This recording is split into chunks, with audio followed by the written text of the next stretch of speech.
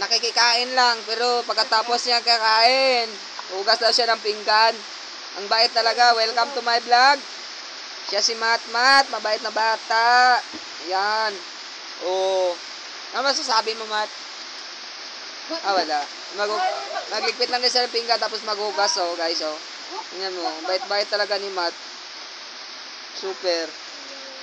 Makita to ni teacher sa kanya. May in love talaga. Kaya, gayahin nyo to, ha. O, sige, paano ganay maghugas? Yan. Ang bait talaga ni Matt ba. I-post ko na sa Facebook, ha. Damo mag-comment, oh. Yan. Yan, ang bait talaga ni Matt. Gagawin ko tong vlog ngayon si Matt. Yan ang bata ni Sherwin. Yan, oh, ang sipag. Hindi pa natutulog pero naghugas pa ng pinggan. Mabuti pa si Matmat, naghugas pa ng pinggan. Iba dyan, ambot lang.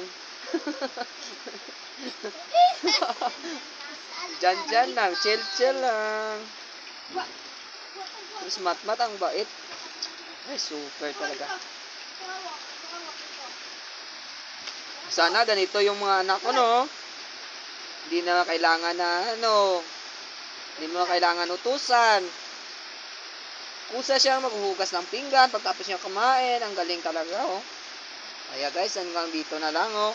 Tapos patapos na kasi siya, eh. Kutsara na lang yung liligpit niya. Ay, mayroon pa pala. Sorry po. Ayan. Mayroon pa pala. Ay, may pinggan pa dalawa, oh. Kaya mga bata, gayahin mo to si Matmat, ha. Kaya ito yung content kong gagawin ngayong gabi. Yan, lagay mo, Mat. Yan, soy. Ay, smart. Alam ko naman ni smart. Mas lalong talented to yung batang na ito kasi smart na smart, oh. Kahit panghugas ng pinggan, smart yung ginagamit niya. Ay, sobra. Alam mo, guys. Paano na,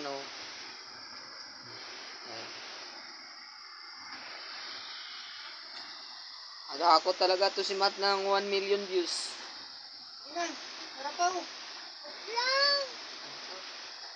Siya kumain, siya magligpit. Dumayo lang kasi siya kumain, eh. Kaya siya, pagtapos siya kumain, yun, maghuhugas ng pinggan.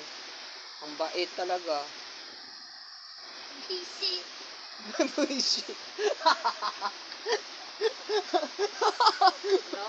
Buisit. Hayop talaga to. May ano pa? May malalaman pa siya.